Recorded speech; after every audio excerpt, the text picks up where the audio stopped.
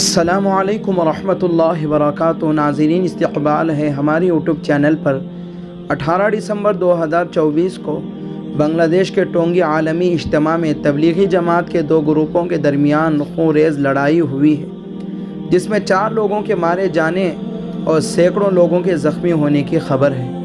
یہ صورتحال ہم سب کے لیے بہت تشویشناک اور افسوسناک ہے۔ تبلیغی جماعت کا کام جو دنیا کا پرامن ترین کام تھا، گزشتہ کچھ سالوں سے اس کے ذمہ داروں کو کیا ہو گیا ہے خدا جانے۔ نظام الدین سے لے کر متعدد مساجد اور اجتماعات میں خونریز لڑائیاں عام بات سی ہو گئی ہے، جو صرف تبلیغی جماعت سے جڑے ہوئے لوگوں کے لیے نقصان دہ نہیں بلکہ یہ پوری امت مسلمہ کو ناقابل تلافی نقصان پہنچا رہا ہے۔ مسئلہ دن بدن بگڑتا جا رہا ہے اور ادھر کچھ سمجھ میں نہیں آ رہا کہ اس سنگین صورتحال پر کیسے قابو پایا جا سکے۔ دونوں فریق کے لوگ نہایت سخت گیر اور خطرناک قسم کے متشدد بنتے جا رہے ہیں، جو تبلیغی جماعت کے مزاج، مقصد اور اصولوں سے اکثر مختلف ہیں۔ اللہ ہم سب پر رحم فرمائے اور ان لڑنے والے بھائیوں کو عقل سلیم عطا فرمائے۔ کل تک جس تبلیغی جماعت کے ہم مثالیں دیا کرتے تھے، اب تبلیغی جماعت وہ تبلیغی جماعت نہیں رہی۔ بغض، حسد، کینہ، کپٹ، علماء سے نفرت، حب جاہ و مال، ساری خرابیاں یکے بعد دیگرے دیکھی جا رہی ہیں۔ خوف ہے کہیں ایسا نہ ہو کہ اکابر علماء فتویٰ دے کر اس کام کو نہ رکوا دے۔ جہاں اس کام کی بے شمار خوبیاں ہیں، آج کے چند برے لوگوں کی وجہ سے کام کی بدنامی لازم آ رہی ہے۔ اللہ کام کی اور مخلص ساتھیوں کی حفاظت فرمائے۔ بنگلہ دیش ٹونگی اجتماع میں جو واقعہ پیش آیا وہ قابل مذمت ہے۔ ہم سوچ بھی نہیں سکتے تھے کہ ایسا وقت بھی آئے گا کہ اپنا ساتھی خود اپنے مسلمان بھائی کے قتل پر آمادہ ہوگا۔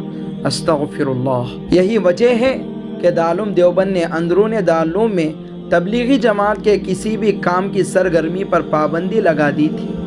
ارباب دارالعلوم دیوبند کی دور اندیشی کا مقصد یہی تھا کہ اگر اس اختلاف کو فوری طور پر نہ روکا گیا تو یہ اتنا بڑھ جائے گا کہ دونوں طرف کے لوگ ایک دوسرے سے دست و گریبان ہو جائیں گے اور دین کے کام میں خلل پڑے گا۔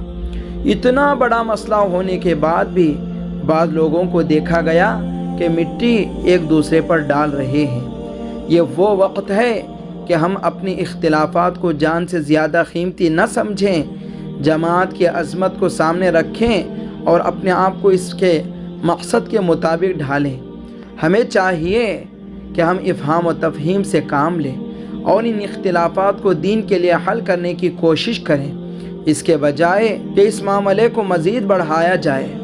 ہم نے اپنے جذبات پر قابو پا کر ایک دوسرے کی باتوں کو سمجھنے کی کوشش کرنی چاہیے تاکہ ایک نیا انتشار پیدا نہ ہو۔ اللہ تعالیٰ سے دعا ہے کہ وہ اس مقدس جماعت کو ہر شر سے محفوظ رکھے، اس کے اختلافات کو ختم کرے اور ہمیں اس کے مقصد کی طرف کامیابی دے۔ ہم سب کو چاہیے کہ ہم جماعت کے تمام فریقوں میں محبت، تعاون اور اخوت کی فضا قائم کریں تاکہ دین کا کام متاثر نہ ہو اور ہم سب ایک دوسرے کے ساتھ متحد ہو کر اللہ کی رضا کی کوشش میں لگے رہیں۔ اللہ پاک سے مزید دعا ہے کہ اللہ پاک دونوں جماعتوں میں اتحاد و اتفاق پیدا فرمائے، اور جو ٹونگی اجتماع میں شہید ہو گئے ہیں اللہ پاک انہیں غریق رحمت فرمائے۔